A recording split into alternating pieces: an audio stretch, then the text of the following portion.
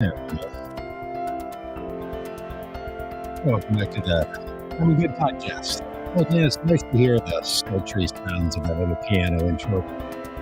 In a little while, just a couple of weeks from now. Nice to be back. Minneapolis, Minnesota is bright and sunny today. First day in a long, long time. So it was pretty good. And going to be, 30 degrees and all that. Dan, that's Minneapolis, weather update. How about weather and traffic out of South Bend, Indiana? Traffic is slow. It's going to take you 10 minutes to get all the way across the city. But we got snow and sleet. It's kind of gross here. Oh. Yeah. Well, I don't know if it's the same weather system, but it does feel like from where I am in Minneapolis and where you are in Indiana that the weather sort of moves that direction. And maybe sometimes that's what we had the last couple of days. Super heavy and cloudy, and good to see the sun. Hey, but I was off seeing the sun down there in Mexico the last a couple of weeks ago. I don't know, 2 weeks ago I left. I had a longer than expected stay in Mexico. Mm-hmm. As you know, to get back into the country, into the United States, every person, including U.S. citizens, has to present documentation of a negative COVID-19, SARS-CoV-19 test, right? So still very restricted set of conditions for someone to travel back into the country, at least by airplane. And you get the test there, typically the day before you're going to fly. It has to be within 24 hours. Previously, it was like, 2 days or 3 days. So you had a little bit of time, but now it's the day before. So my wife and I, we got our COVID test the day we were traveling. We were supposed to fly out at 5 p.m. and we did our tests in the morning about 10 a.m. and they come back very fast. And about 1 o'clock, I look to see, get all of our travel documents together, passport in hand, look at the email to see about make sure we get a screenshot so we can quickly and easily pull up the negative SARS-CoV-19 test. And lo and behold, mine says positive. And it wasn't like, positive outlook. This wasn't some, magic 8-ball, things are looking positive for you. Looking on my phone and seeing that, the little small text of the whole report, and then this big, bold positive, it was like my brain just started thumping, the worst. We had made all the jokes that people make, like, hey, it's a good thing we're staying at one of these fancy resorts because they guarantee you a negative COVID test going home, all that stuff. And I have traveled extensively outside, almost all outside travel over the last couple of years, and have been surprised. I've never gotten a positive COVID test, and I have taken so many COVID tests. I mean, I have stuck that swab up my own nose. I have had professionals stick the swab up my nose. I've had, I think just rando strangers do it for me. I've been tested and tested and tested, and always negative, always negative. And then last Tuesday, bonk, bonk, bonk, bonk. Finally gotcha, huh? Well, I finally got a positive COVID test. Right. 0 symptoms, so I was totally surprised. Well, I mean, I'm like, okay, Shell, we got to figure out what we're doing here because we're leaving for the airport in like 12 minutes. We're getting into a cab. I got to figure out what to do. So I start walking around the resort, I put on 2 masks and start walking around the resort and talking to the people and saying like, okay, I just got a positive test. What are my options? Lo and behold, they have a special part of the resort, a special building that they'll put you in and you go there. And so I had to go back to our room that we had checked out of and sit in there and wait. And Shelly gets her stuff together. We're just in a frantic now, having to unpack bags. I'm keeping a bag like it's crazy. She ends up taking my passport instead of hers. She's halfway to the airport, gives me a call, has to turn around. I mean, it's just a comedy of errors. Just bonkersville. A guy shows up at my door, at the hotel door, and the people at the desk called and said, hey, he's going to be up there in a minute. So just be aware because, he can't come into your room. So they want to make sure that I didn't, miss hearing him knocking on the door. So I open the door and there is a guy standing there from the resort, like the bellboy, who now is in full hazmat suit. full white deal, covered, Wow. and he's got to take my bag and ushers me down and puts me into a little cart and drives me over to another place where and when I opened the door and looked out at him, I saw that there was another person standing sort of down the hallway, and I said, "Are you my security guard?" He goes, "Yeah, I am." So they've sort of quarantined me there, take me to another place. End up in there. I'm trying to get a COVID test. Finally, Wednesday, went and was tested again and tested negative. So I booked a flight home and then for Thursday, and then tested again on Thursday before I left and was negative, and then flew home and tested when I got home on Thursday and was negative, and then tested on Friday and was negative, and then tested on Saturday and was negative. So glad to report, either I got a false positive test, which of course everybody in my life said, yeah, you and Donald Trump with your little false positive test, that's what you're claiming. Because remember when he first got tested positive, and there's like, no, that can't be right. And then they retested him. It came up negative, and then he went to the debate with Negative, which was positive in a sense. Went on that whole little rant about. Yeah. Negative is positive because, that's good news. And then the difference between me and Donald Trump is then, this number of days later, he was in a hospital bed on a ventilator because he had COVID the entire time. I fortunately either got a false positive test or 5 subsequent false negative tests, or worst case scenario. That was my last day. Tuesday was my last day of being infected, and I was roaming around. Just gave it to the whole resort. Just like a vacation super spreader.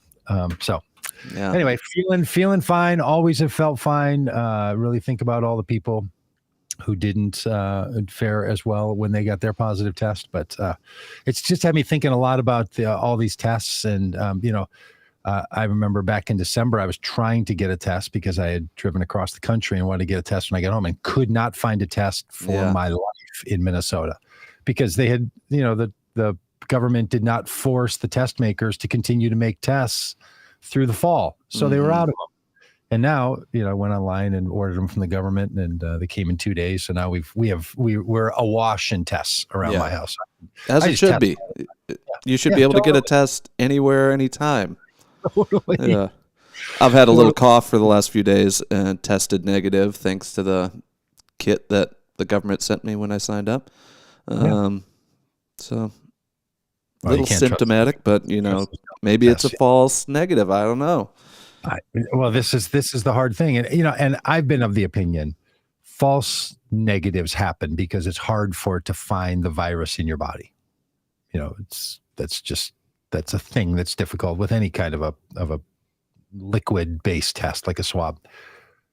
A false positive, much less likely, right? It's very likely that this thing is going to register that there's virus when there wasn't any. It's much more likely that it's not going to register some if there is. But so I'm making no claims other than I can only think of 3 options: false positive, subsequent false negatives, or it was my final day of being infected with no symptoms at all, not even a drippy nose. The only time I had a drippy nose was after they pulled that swab from the back of my brain. Then my nose got a little drippy. So that was it. But hey, look, it feels to me, I don't know about you, Dan, it feels like we're on the other side of COVID, and now we're able to figure out, sort of what's happening. Do you have that sense that we're at the end of the COVID? I feel like everyone is anxious to be on the other side, and so maybe we're viewing things a little rosier than they are. But numbers are going down in most places, which is good. But we're still on track. Like, we're seeing death reports of over 2,000 every day still. That's like a 9/11 every day. And we're on track to hit 1 million COVID deaths by April. And so while things are getting back to quote unquote normal, it's still going on. Yes, still going on. And the brutal reality, which people have been talking about and wondering and thinking about, is that if you get the vaccine, you are not going to be hospitalized or die of this, with the rare exception. Mm-hmm. That is just seeming to play out as statistically true. whatever people's view of the vaccines are, they seem to absolutely work to prevent people from being hospitalized and from people dying, because all of the death cases and all of the hospitalizations, save a few, are from the unvaccinated. And just the sheer numerical difference between people who contract COVID and can live with it normally and people who are deeply affected by it, at least by hospitalizations or death. The difference is if you're vaccinated or not. That's that. It's not even like there's, vaccinated people who are kind of, because remember there was a lot of worry early on about breakthrough cases, because a lot of us were thinking that if you got the vaccine, that was going to lower your viral load enough that you wouldn't even test positive. And that was true with Delta, but not with Omicron. So anyway, all of this is a thing that I do think we're now at the point where they're going to start to refer to this as endemic, which is this word they use in public health, difference between pandemic, where something's running out of control and can't be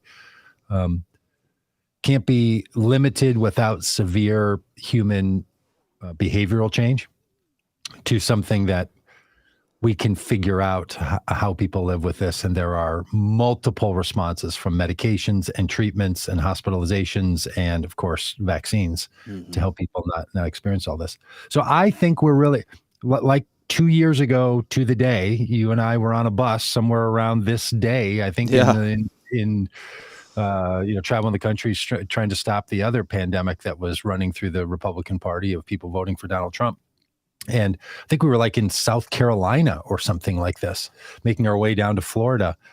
And it was really starting to become clear that there was a problem. And I don't remember when now exactly which day. I seem to have March 13th in my brain as the day when the walls came tumbling down and everything. I think a few days before that, we were in Anderson, Indiana, because I remember that was the last tour date I did, and then like 2 days later, everything shut down. Man. And I remember when the word came out that the WHO had declared this a pandemic. And that was a moment and it was very hard to know what the Trump administration's was thinking about it or saying about it or doing about it, because like everything else in that administration, it was just chaos and blithering nonsense galore. It's all going to go away. Don't worry about it. All that stuff. So it was really hard to know who to listen to and who to trust, and didn't even know the name Fauci at the time, other than from some distant memory of AIDS research from back in the 80s. His name was sort of vaguely in my mind.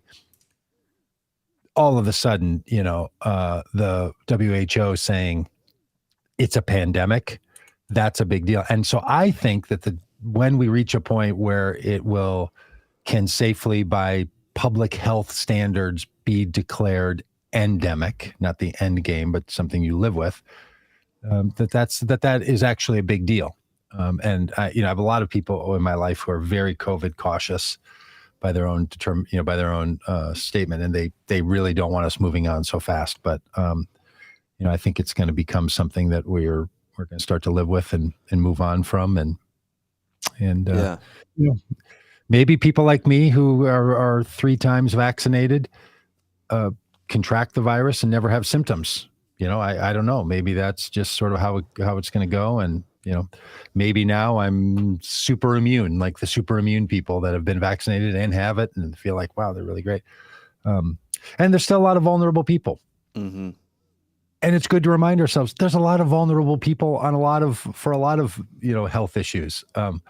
I living like you do in a state where it's freezing cold and frozen rain and snow all the time, I just constantly think about people whose bodies aren't able to navigate snowbanks and snowy sidewalks and slippery ice area. Like, there are so many things that make life dangerous and hard for a set of people that we don't often think about. And maybe COVID will open our eyes and make us a little bit more aware of the people for whom, they're really super freaked out by all this stuff. So they'll likely wear masks and want people to wear masks and do all that. But boy, I'll tell you, the mask wearing feels like it is going away in a hurry. Everywhere now, and I live in a very mask wearing state, and even on the airplane flying home from Mexico, they barely made a mention of it. People had their masks out and they were saying, no, and other times they've been very, very Right. on top of that, making sure people keep their masks on. But it just feels like, man, we're on the other side of this thing and there's just no getting it back. Yeah. Yeah. And hopefully people will, like, there's certain areas of society where you're crammed into a subway car where maybe it's still a good idea to wear a mask. Like, COVID aside, we don't want whatever it is you've got.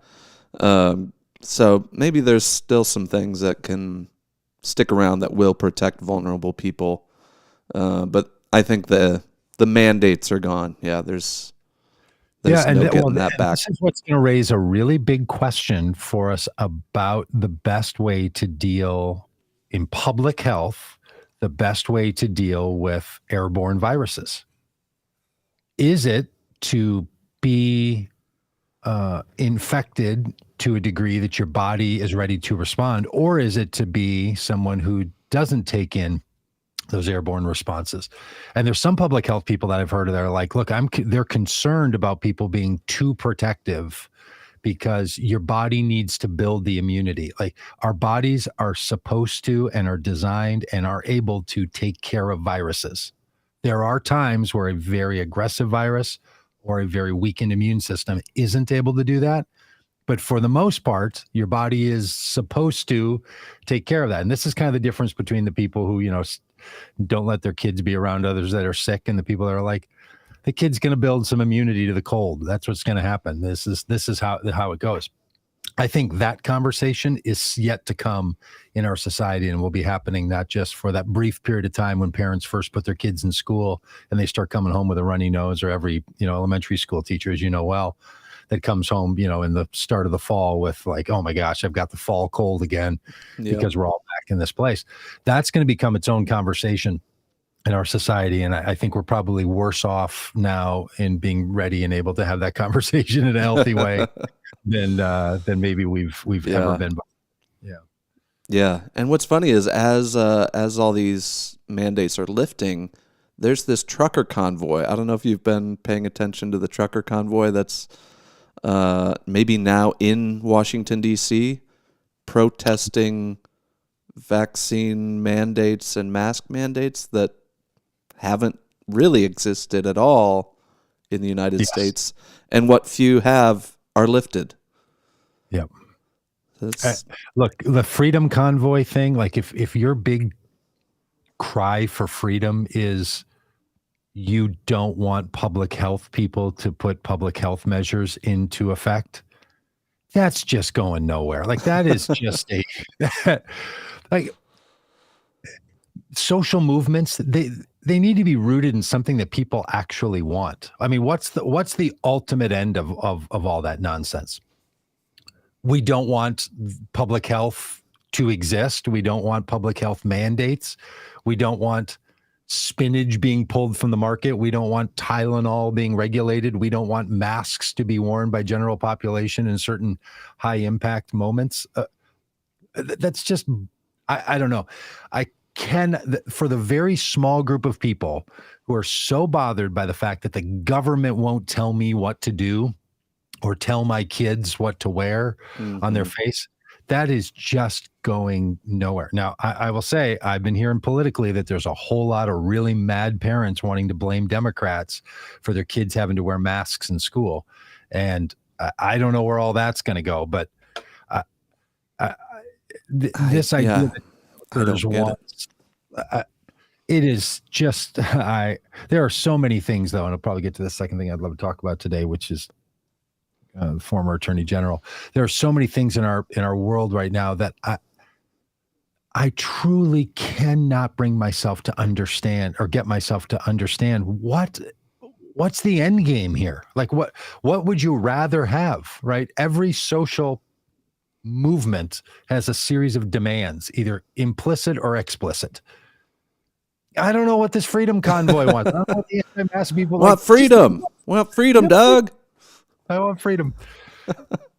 Yeah, I was talking to my son the other day, and we watched the State of the Union together. He's 12, about to turn 13. Let him stay up late, And then we watched the response to the State of the Union from the Republican responder. And she went on this little tirade about masks in schools and how it's, basically, oppressing children. And my son was like, what is she even talking about? Like, it's not hard to wear a mask. Like, I forget about it halfway through the day, like it's not a very difficult thing. It's like, I don't think kids are the ones like begging for, mask mandates to be lifted. It's the parents. And it's not really about the kids at all. It's still about some nebulous idea of freedom. Yes. And that who's going to tell your kids to do what and where. Yeah. And I know we've talked about this before. Since the advent in the mid 1920s of the public school movement in the United States, there had been public schools before, but a mandate by the federal government that a child has to attend public school or an equivalent up to the age 16 and through grade 12. They can drop out at age 16. That demand that was put into our society, there have been a group of people who have been mad about that ever since, and they have reproduced themselves. And that's basically what comes down to a lot of the anti-school movements and the private school and the charter school movements. There is a 100-year-old fight going on about the power of the federal government to make demands on children. Yeah. And without, if people don't know that that's a thing, and that's where prayer in school and other school, all that school stuff, it is not just a person that's like, hey, we're all trying to figure out how to make this best for our kids so that they can be equipped as socially and emotionally and educationally informed and healthy people. That's not what drives the anti-school power movement. It is, and Betsy DeVos, the former education, from my home state of Michigan, pretty familiar. Yeah, she's in that world and she's in that camp, and there are just things that people don't think the federal government should do, and that many of us have just assumed that's decided. That's a decided fact. That's just over with, and other people have said no, it's not over with. And the reason you got to, I have laughed those people off, like I've laughed off the, reverse Roe versus Wade argument for decades. Like, this is just settled. Just move on. It's like the Civil War. It's like the Revolutionary War. It's like the Great Society. Like, these are things we've decided, and now we're just going to keep going with those as assumptions. There are a whole lot of people saying, oh no, those are not assumptions.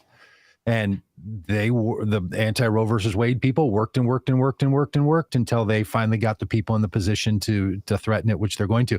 Yeah. So I only bring that up to say those issues that have been going on for 50 to 100, 120 years, the Confederate flag being one of them, they are still issues that animate and motivate a whole lot of people. And you wouldn't know that's what's going on, until a freedom convoy comes rolling through, or people take over a school board. Right. Yeah.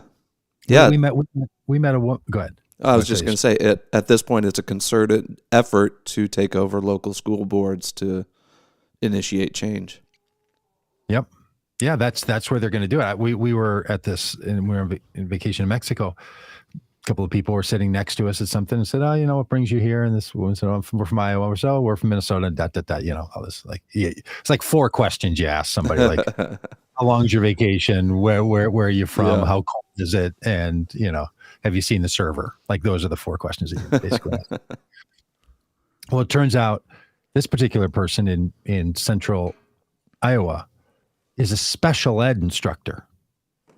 She said, well, actually, I said, well, you guys on spring break right now? Or like, how come you're here? And she said, well, actually, I took personal leave because I had our kids, the 6 kids she works with in special ed, read a book that involved a transgender character. and the parents went crazy.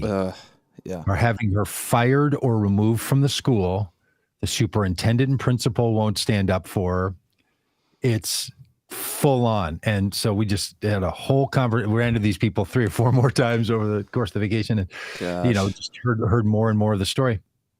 And so these parents, and the way she put it, she said it's actually a very small group of very vocal and committed parents who are doing this, and they're just making everyone's life horrible, and no one in the system knows how to deal with these people that will come at someone so hard and so aggressively with all this. And that's partly what led to the conversation that we're going to have on Thursday or on Wednesday here on this on the podcast with about what's going on in the abuse and the reaction to transgender kids in our society, both from the Texas governor and in schools and all the other places. So Paula Williams will be our guest here. I mean, this is what's going on. And so schools have become the place where the anti-masking people are kicking in. And a lot of times they don't even have kids in the school. That's the crazy part to me, that these people show up to school board meetings and whatever. They don't have a student in the school. They don't even have kids. Well, and that's the thing that makes you say, so what is it that, like, what are you doing here if you don't have kids? Because it's never been about kids. Right. It's been about the power of the federal government to put mandates on individuals and families, and then to have authority. And this is why the Department of Education has been so restricted from actually putting any kind of standards in place. Or funding, even funding in place. That's why all of our funding for schools are in Minneapolis and St. Paul. Our teachers are about to go on strike tomorrow if they don't get a contract renegotiated. Good for them.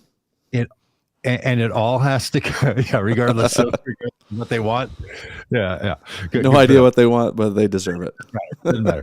Give them what they want, and I'm in that camp too. I'm like, look, schools should, like, at the end of the year be like, what are we going to do with the extra $4 that we had at the end of? They should never have to run out of money. They should just have enough, but they can't get it from the federal government because Congress has put restrictions in place of where federal dollars can go when it comes to education. It has to come through states, and that has to come through local entities, because the big negotiation, the big argument has been keep the federal government out of our schools. Right. Keep your government and largely it is. It's almost entirely up to states what curriculum and what is actually taught in the classrooms.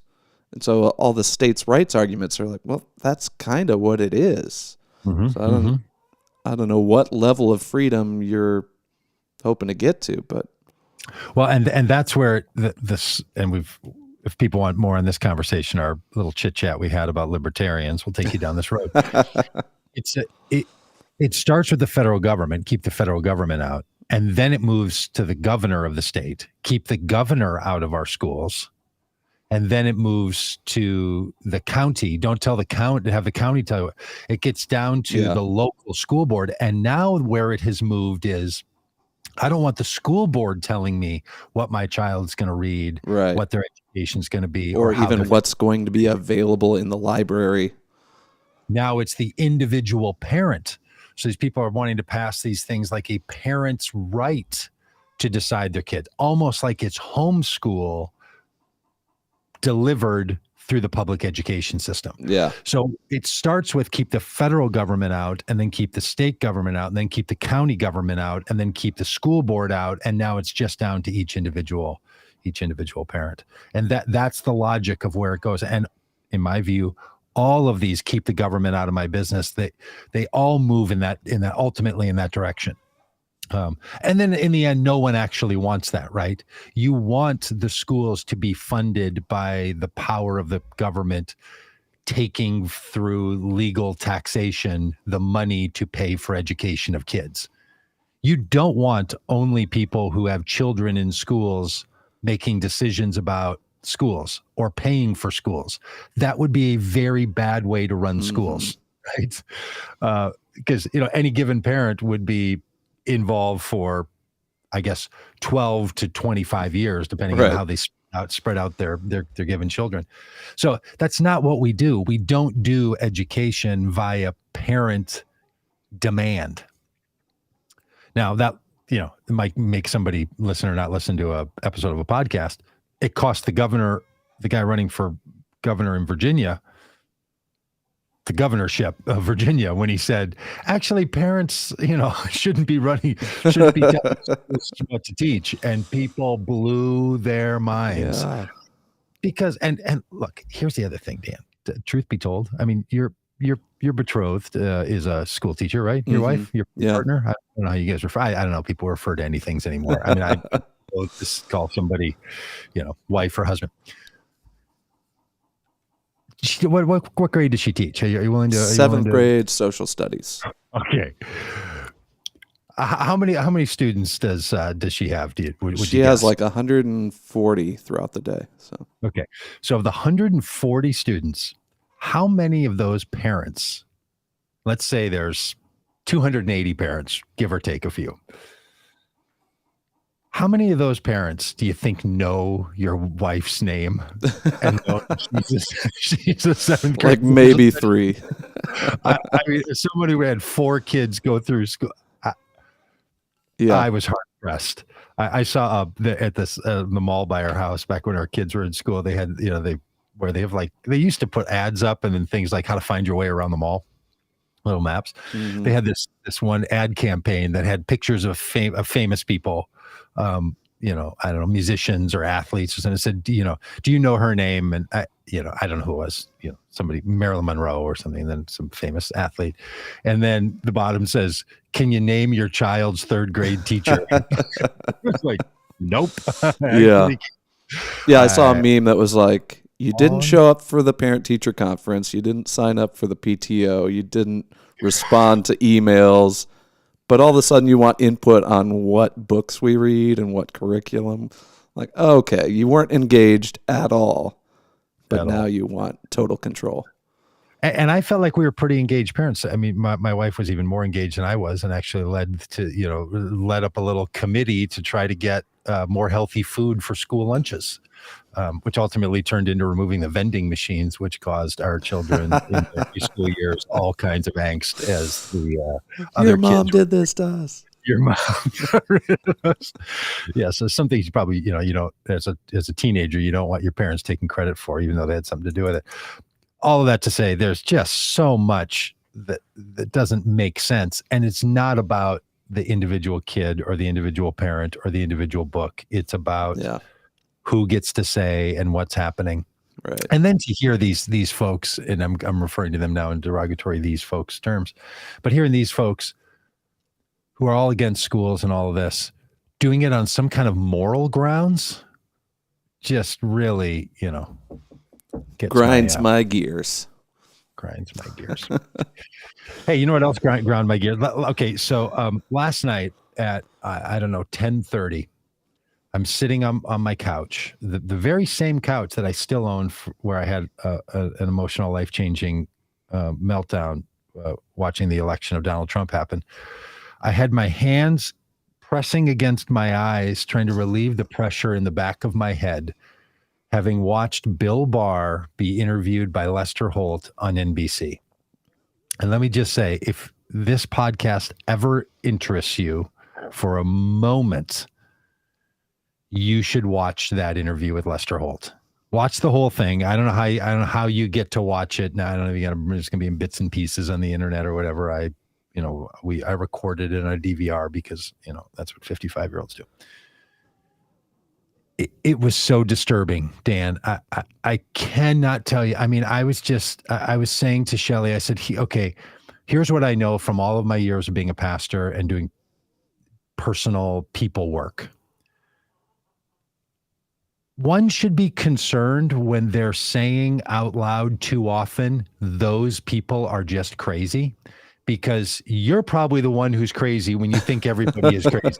If you're regularly saying, "Oh, I don't know," that's probably a moment where you stop and look and think, maybe I've lost my way. Bill Barr is, by all accounts, an extraordinarily accomplished person. He has been the Attorney General of the United States of America twice.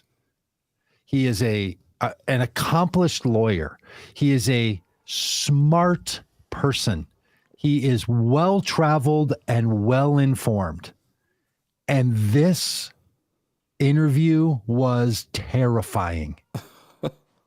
Among the highlights, when Lester Holt said to him, let's talk about what you call the other big lie.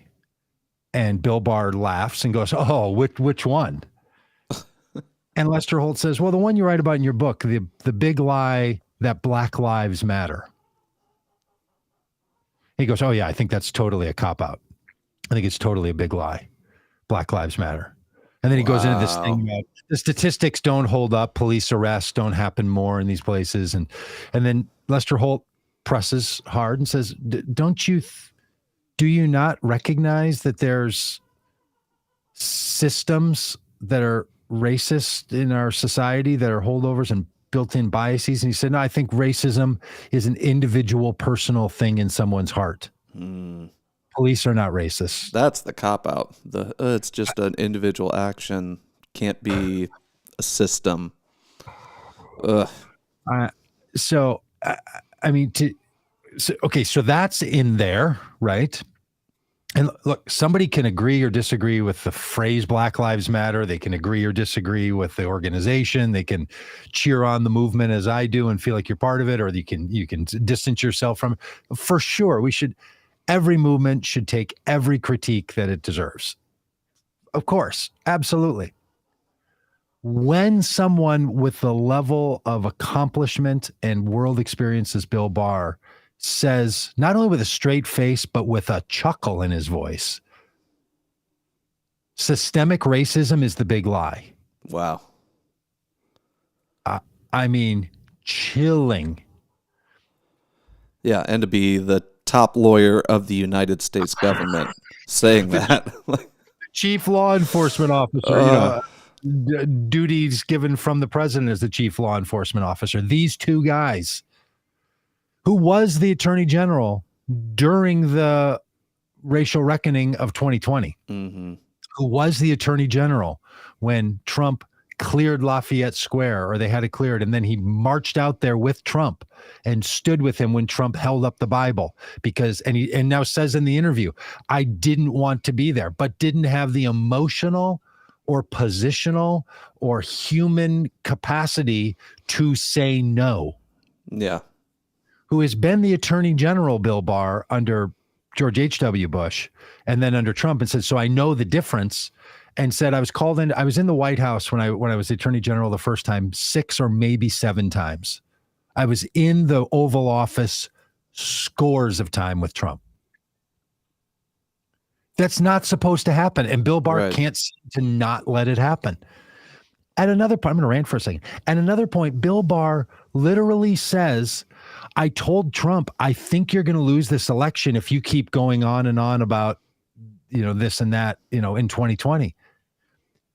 The attorney general is not supposed to be giving the presidential candidate political advice. Right. Like, the things he's willing to say in this interview are so remarkably out of step with what I thought any legitimate attorney general would ever do or say. Like, look, I know that Republican friends of mine, they are all up about Eric Holder, and they're all up about Janet Reno, and they are ready to deep dive you on attorney general misbehavior. Mm-hmm. Sometimes they've got a point, right? Bill Clinton shouldn't have been on an airplane with Loretta Lynch, for sure. That's just the Clintons being Clintons and ruining things. But this Bill Barr deal, this is other level altogether. And he's going after Trump, and he literally says in the interview, in the walking, part of the interview, Lester Holt said, well, but you supported him in 2020. And he said, yeah, I still thought that even with all of his problems, even with all the things that his policies were still better than what would have been the alternative with Joe Biden. Good grief. And I think I read that he would vote for Trump again in 2024 with He was- reservations. He was like lawyerly nuanced, and of course, I'm listening with an ear and asking my wife to pause it and saying, "I just got to stop for a second and just get this." He would say things like, "Are you going to support Trump again, Lester?" And Barr would say something similar to, "I don't think he's the person that should be, followed in the primary." Basically giving himself a window. But if he gets the nomination, then of course I'm going to support him, because all in all, at the end of the day, I am just a Republican that will just do Republican things, no matter Republican what. Mm-hmm. It is so disturbing. As bad as Jeff Sessions was, with the God tells people to do what the president tells them to do. That's why we're going to separate families from their children for coming to this country and seeking asylum nonsense. Right. As horrible as he was, this Bill Barr thing and him justifying why he was talking about, writing his 4-page synopsis of the Mueller report before people had a chance to see it, and all of it. He is apologetic about nothing. He is rude to Trump. He is just a partisan player and talks about himself that way. At one point he says, no, I'm kind of ruining it. People are going to think they don't have to watch it. I'm going to watch it again. It is so stunning to believe that this man is saying these things right now while he's out pitching a book. So he's just on a media tour. He wants to say these things. Mm-hmm. He's not being accidentally caught. He's written about them in his book. He says at one point, Trump's yelling at him about something. And then Trump says, okay, now I'm going to go tweet. And as he's walking out of the room, Trump turns back to Barr and says, "You know what makes a great tweet?" And Barr says, "What?" And he says, "Just the right amount of crazy." And then Bill Barr starts laughing. I thought that one was kind of funny. And I was like, this is the Attorney General saying, I thought it was funny that the President of the United States will use his public platform to say crazy things. Mm-hmm.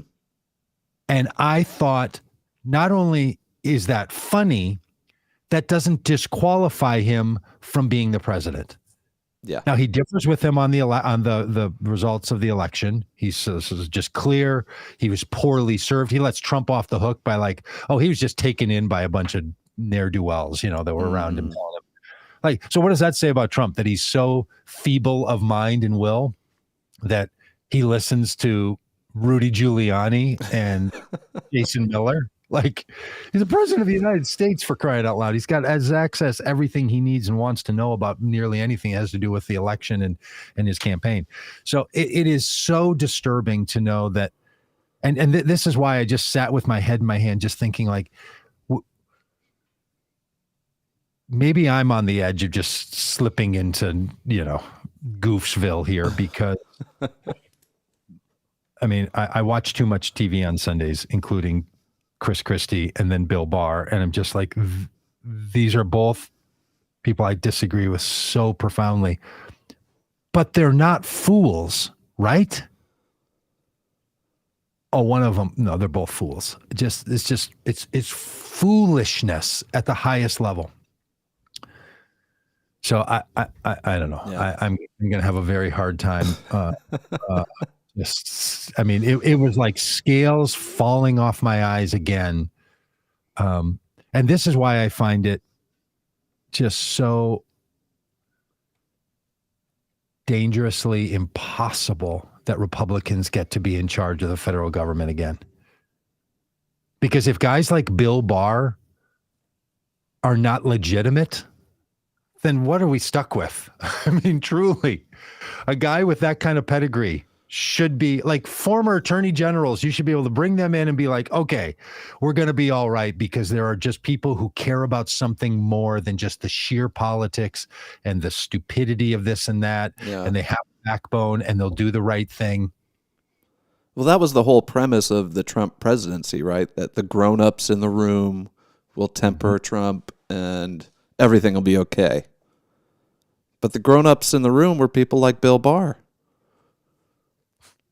At one point on June 1st, when the protests of police violence and racial violence in the country, this is June 1st, 2020, are happening, Trump brings into the Oval Office Bill Barr, the head of DHS, the head of the FBI, all these people, lines them all up.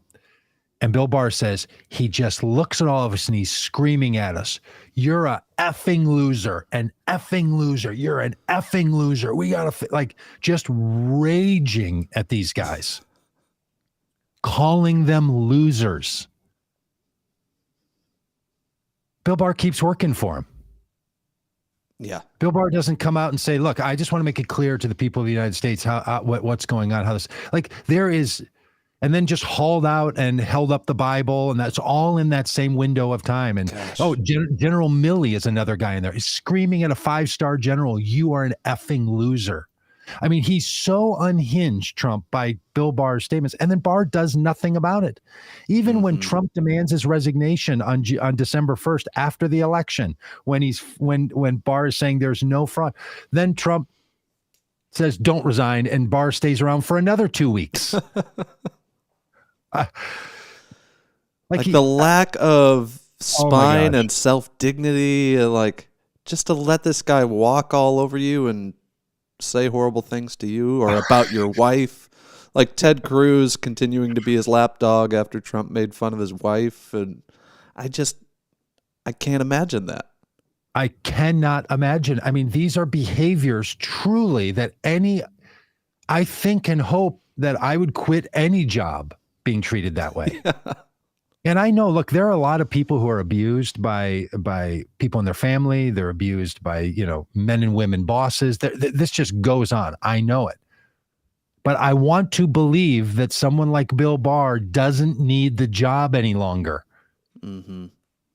And don't give me this stuff about like, oh, well, I was just, if it wasn't for me, they would bring in someone worse than me. Like, take off your superhero cape and just stand up and say the right thing. And apparently he was on the show today and on the Good Morning America show or whatever. And I saw a headline that the interviewer there pressed him hard. Like, don't you think the people of the United States deserve to know before the election what you knew about him and about his behavior and about how, like, I get it for political appointees at your general sense, but the attorney general is supposed to be, as the head of the Justice Department, protected from all that. Mm-hmm. They're not supposed to get involved, just like the director of the FBI are supposed to be protected from all this. I started listening today to the podcast Slow Burn. Do you know this podcast? You familiar with it? Okay. So they tell like long stories. In the second season, the first season is about the Nixon period and about a woman who was literally kidnapped because she had information about Nixon and held in a room. And then now they rolled out that she had lost her mind and everything. It's just an incredible story. Wow. And the second season is about Bill Clinton and Monica Lewinsky. And so being dragged all the way back into all that stuff going on with the Clintons and just all the drama and the thing that led to Whitewater and all the investigations that were going on all the way through it. And the big thing, from Bob Dole and others, was, the Justice Department is independent. You have to have an independent counsel, independent investigator looks into this. And everything for Republicans used to be all about independence, all the way up until Trump. And then it's just like, nope, now nobody cares. Nobody wants to bring it up or not. It doesn't matter. The number of times, I mean, how many times have you seen Merrick Garland with Biden? How many times did you ever see Barack Obama with the Attorney General? Hardly ever. Google images of Trump with Bill Barr. They're just endless.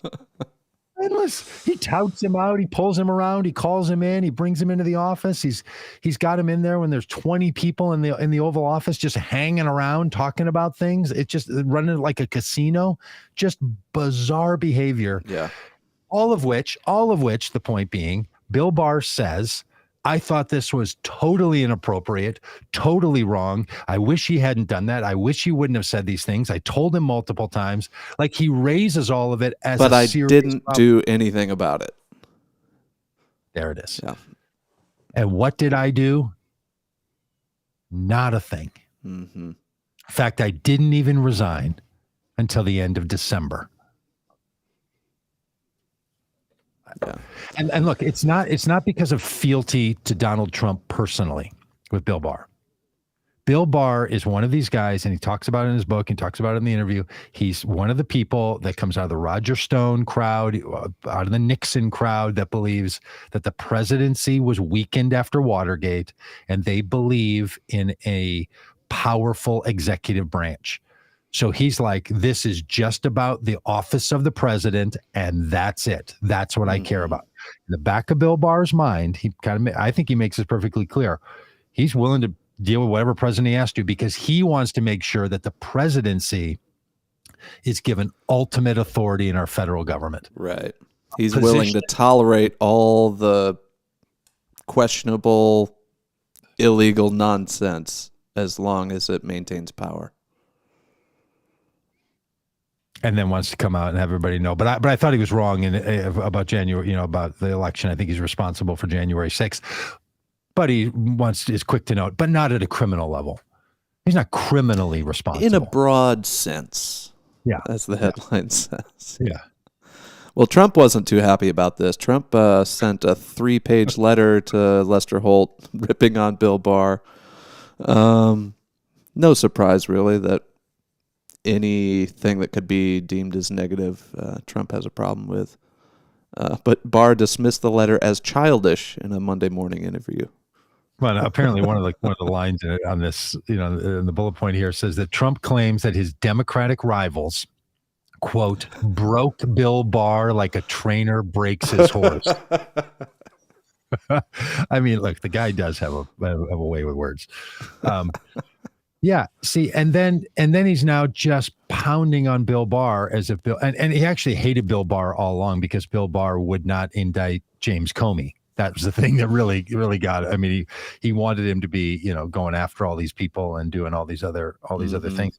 And the idea, look, and Whalen makes this point that, Barr was Trump's lapdog. In some ways, I think so. And in other ways, I think Bill Barr didn't care at all about Donald Trump. Didn't think much of him, didn't care for him, didn't respect him. He's just doing this thing because he wants to bolster the presidency to a point that I think is radical and dangerous. And he doesn't have the personal wherewithal to stand up to Trump. I think that's slightly different and a deeper moral character flaw than, hey, I'm just really into the guy. It's about Donald. It wasn't about Donald for Bill Barr. It was, he wasn't going to stand up to Trump for myriad reasons. Probably because he, wanted another crack at this, trying to protect the power of the presidency. I did see a clip of the letter that Trump wrote to Barr. And in the letter, it was typed, the letter that he wrote to Lester Holt about the Bill Barr interview. Mm-hmm. It was typed and said, "Dear Mr. Holt," at the top. Trump had crossed out "Dear Mr. Holt" and wrote in marker, "Lester." I saw that too. Just a little, piece of the mind of this twice impeached and failed presidential candidate Donald Trump is, I don't want to even call him Mr. Holt. Yeah. I'm going to call him Lester. Mm-hmm. Whatever's going on there is this. Yeah. All right. Well, speaking of twice impeached, that first impeachment, as people may recall, was for attempting to extort the president of Ukraine. And President Zelensky has since become like a worldwide hero for standing up to Russia. Ukraine, of course, is still under attack. Russians are shelling nuclear reactors. They're shelling civilian hospitals and apartment buildings. They're shooting civilians in the street. It's just horrible. And Zelensky is, again, just begging for more support. Yeah. And he's only going to get a portion of what they really need. There is no NATO country that's going to put planes in the air to create a no-fly zone. The United States isn't going to do it. Poland's not going to do it. Germany's not going to do it. Because what the option is, if a Russian plane violates the no-fly zone, the way that's enforced is to shoot the plane down. Mm-hmm. That then is Poland or Germany, the United States, in military conflict with Russia. And it's been decided by all those countries, we will do what we can to protect Ukraine short of military conflict with Russia. It's a real problem. They will do what they can to give Ukrainians all the support that they need. But that line and the thing that Zelensky is asking for, he's not going to get. But this idea that, like, well, we can't get in that sort of shooting match with Russia because then Russia will view it as an act of war. Putin has said that these sanctions and the military support for Ukraine is an act of war. So we've already crossed whatever imaginary line there is for Putin to think that the world is at war with him. That's a good point. But Putin's belief that something's an act of war versus the rest of the international community recognizing it's an act of war. No, because these sanctions aren't that. Shooting down an aircraft is that. Yeah. And it's look, this is where despots like Putin, or maybe what's going to happen with China and Taiwan, these are problems. And it's also complicated because of the nature of the relationship between Ukraine and Russia. Like, look, we're all hearing the beautiful stories of people in Russia and people in Ukraine feeling like they're part of the same people group, right? That's, Russians are saying, like, this is our family. Well, that's because when it was the Soviet Union, they were part of the same union, Ukraine is not as independent from Russia as, say, Poland is. There's a different history there. So it's contentious in a different way. It's a unique relationship. I'm not giving any space for Putin to take over the country any more than that Saddam Hussein had the right to go to Kuwait. Similar argument from Saddam Hussein when he invaded Kuwait. That you don't get to say, well, 100 years ago, we were part of the same country, so it's really ours, and I'm just going to go take it back. Putin doesn't get to do this. And it's different, Ukraine and Russia, than any other country in recent history. So it's just complicated, and is going to remain complicated. To your point about Zelensky, who would have thought this guy was gonna stand up like this? Like, he truly is a former comedian. Yeah. Who played on a comedy show, a sitcom sort of show, that he was the president. And so, like, here an actor comedian becomes the president of this country, and when he needs to act heroically, does it. We Steps up. We had a reality television star who did just the opposite. So, and to your point, that he's the guy that Trump was trying to bully into being his political hack, is now the guy that's like, yeah, I stand up to people like you, as it turns out. Really something. And, look, if something tragic happens to him, that is just going to be. I'm so nervous for him. I'm praying for him. Think about him and everybody. Yeah. Because he's in the crosshairs. Putin is out for blood. Yeah.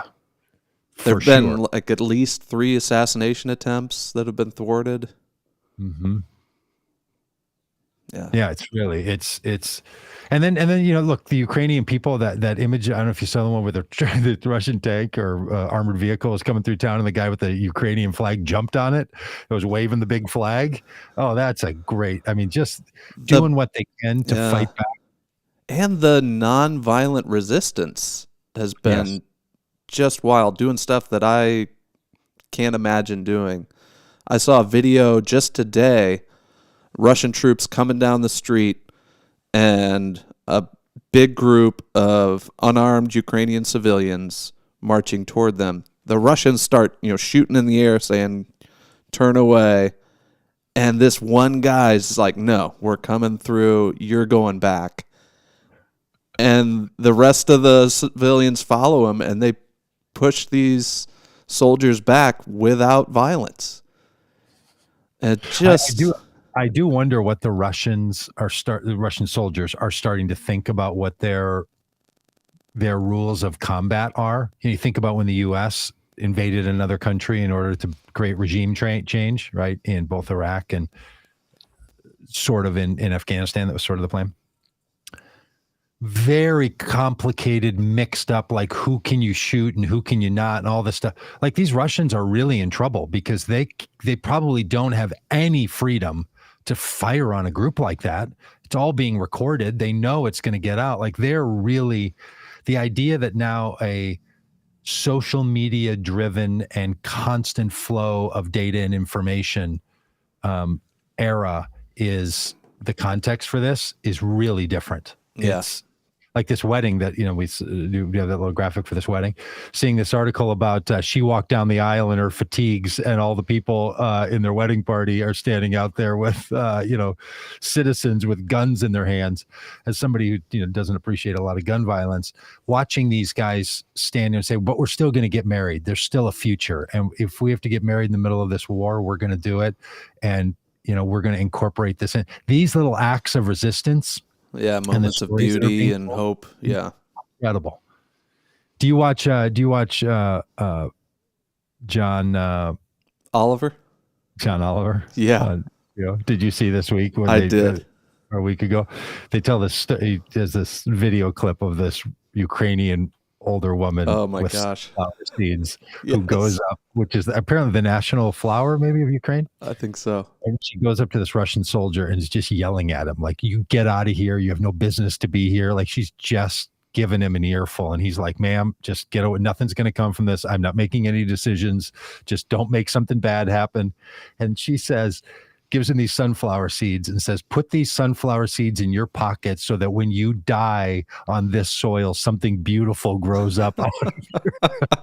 Like the meanest curse that there's this great Irish blessing that I heard that you say to people on their birthdays, especially when they're a bit older. You say, "May you be born in a casket made from 100-year-old tree that was planted today."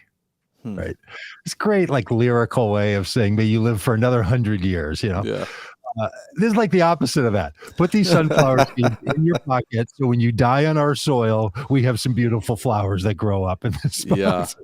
Like, that is just, and it was recorded again and then shared around, and it's really quite something. So you just, and then in the midst of it too, and this is what I'm a little bit afraid of, all these stories of human thriving are so inspiring, and it's not fundamentally what could be the outcome of all this. It could be that Putin just presses all the way into Kiev and kills the political leadership now, takes over this country, and punishes the citizens of Ukraine for 2 decades. Yeah. That is also what absolutely could come from all of this. And that the international community will not keep its backbone. They will build this thing over time and just kowtow and just say, okay, it's all settled fact now, and let's just see what we can do to make the best of it. Because Putin has done so many things, and people still just, treat him like he's legitimate, including the U.S. government. Yeah. Yeah, I'm very worried that he's going to get tired of being the loser in this and escalate it way more. And the death toll is going to rise, and NATO and the West are going to stand by. Not going to intervene. Yeah, and say, look, we're going to draw a different line around Poland and around Germany, and yes, for sure. But Ukraine, you're on your own. And I heard a strong critique of Biden that I was going to look up before today and forgot to do it. That even though Trump said he wanted to hold up weaponry to Ukraine for them to follow Rudy Giuliani's plan to get the Ukrainian government to say that Hunter Biden was involved in illegal activities to help Trump win the election. I mean, it's just cockamamie as all that is. Mm-hmm. That the Trump administration actually gave the weapons, sent military weapons. Eventually released it, yeah. And that the Biden administration, when it came in, paused or halted those weapons. I don't know if that's true because the kind of person I heard it from, I don't know that it's always truthfulness that I hear from this political pundit. But that could be a thing. That could be a real problem for, that if the United States didn't help Ukraine in the last year be as prepared for this eventuality as it was. That's something that the Biden administration is going to have to answer for. And making up for it by getting $1 billion sent to Ukraine immediately is not sufficient. Yeah, you got to own up to it if that indeed was the case. Mm-hmm. And another side note, I don't hear Joe Manchin, I don't hear anybody in the Republican Party, I don't hear anybody in the Democratic, fiscal crowd saying, how are we going to pay for the money we're sending to Ukraine? What's the pay for? Yeah. How are we going to pay for the $1 billion that we just sent them? We can't spend $1 billion apparently in the United States on early childhood education because can't figure out how to pay for it. Right. Inflation. We can spend $1 billion in a weekend for Ukraine. So again, it just focuses the mind on this shifting rationale all the time on the get your fiscal house in order. We can't spend more money than we have. Right. False narrative that comes out of because the United States government can spend all the money that it wants and we'll figure out, what its impact is on the economy and then do a dozen things to remedy that impact if it's a negative kind of impact. Mm-hmm. And don't act like, well, that's money being spent in another country, not in our country. That's not how it works because they're actually buying the things from the United States. They're buying it from U.S. businesses. Yeah. So a lot of the money's tied to that demand, in fact. Right. So. And, well, we should probably wrap it up, but we didn't even get into gas prices and how that whole thing works and doesn't work and, Biden being blamed for gas prices. Did you know that less than 2% of our oil in the U.S. comes from Russia? Russia, Russian oil doesn't impact our oil supply, but no. OPEC deciding to crank up their gas prices does impact it.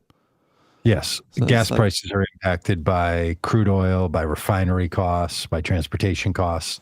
I saw a meme the other day that was, here's the things that cause gas prices to be wherever they are and why it's a movable commodity. And there's the four things, none of which the president of the United States has anything to do with, other than the overall context of the general price of oil. Mm-hmm. And, look, the Biden administration is going to have to figure out if they do something that the smart environmentalists don't want the U.S. doing, which is to start to extract more oil from the ground in the United States. And that's something that the Republicans very much want them to do. And they're baiting Biden into it. Well, that even seems like a false debate because I just heard the press secretary, Jen Psaki, say that actually oil companies have 9,000 unused permits within the U.S. that they're just not using. So they're... Yeah, okay. So here's what I understand is what's going on, though. Those permits are for getting oil from places that are more expensive than opening up these federal lands where they say we can get oil cheaper. So again, this is the Republicans not wanting federal lands to be protected and saying the gas companies, oil companies won't go get it with those 9,000 permits because it doesn't make financial sense, but they will go get it from these other places because it's cheaper. That's the argument. And, this is like, well, because you can't figure out how to run your business. And wouldn't it be great? So their answer is, wouldn't it be great if we were just extracting oil from our ground? This is Republicans, and people who care about the environment are saying, wouldn't it be great if we didn't need to take so much oil? And then they're saying, the Republicans are saying, well, we're not going to get there in the next 6 months. And then the environmentalists are saying, but if we don't start doing it now, if we keep putting off the next 6 months, then we're never going to get to we've been at this for 10 years. Like you have to start somewhere, and you have to start now, and you can't let every single gas fluctuation and crisis. Right. But I just read this morning that the U.S. has sent an envoy to Venezuela to see if they can lift the sanctions on Venezuela that the U.S. has on there, because did you know that Venezuela has more oil resources than any other country? I have heard that. So we'll quickly forget what what crimes that guy's committed against his own people in the world. And so, the other reason that they want to do this and they want to drop oil prices is so that Russia can't make more money off selling less oil, because they're already cutting the amount of, look, if the U.S. says that the U.S. will stop its 2% of its oil consumption, which is still a lot of oil. It's only 2%, but we just use so much. And other European countries also stop importing oil from Russia, that will really collapse their economy. Mm-hmm. But there are people now who are starting to say about Russia, you don't want Russia to turn into verging on a failed state and a failed economy. Like ultimately, yes, you need to stop this war with Ukraine, but you don't want to collapse this thing to the point that, no future for Russia exists in Russians' minds. Too big to fail. Too big to fail. I forgot all about that. Too big to fail. That's a good callback. Well, we'll probably get into more of this tomorrow on the Politics Day, and yeah, probably. Well, thanks for indulging my brain meltdown with Bill Barr. And thanks to everyone in the chat. Very active chat. Mike, Dave, Waylon, Janice, Dean, Kevin, all of you, John. Wow, a lot going on over there. All right. Yeah. So politics tomorrow, faith, and why people are being so mean to transgender people, especially at school level. Mm-hmm. And then Thursday, a great feel good story Thursday about bikes and guitars. And hey, by the way, if you're still listening, you're somebody who cares a lot about what we do around here. So I'll tell you, we're going to be in Pittsburgh, Columbus, Ohio, South Bend, Indiana, Holland, Michigan, Madison, Wisconsin, Minneapolis, Minnesota, in 2 weeks, starting on the 18th through the 27th, and all those places. Go to voteCommonGood.com, where we're running events around the call for common good immigration, reflecting back on the bike ride that we did and the people that we met. And we're traveling with a bunch of those people, and they're going to be worth it. We'll be live streaming all that as well as in person, but come see us in person. Send your friends, send your family, grab your auntie, and see us at the Traveling Roadshow. Is that good, Dan? Anything else? That's great. All right. See ya.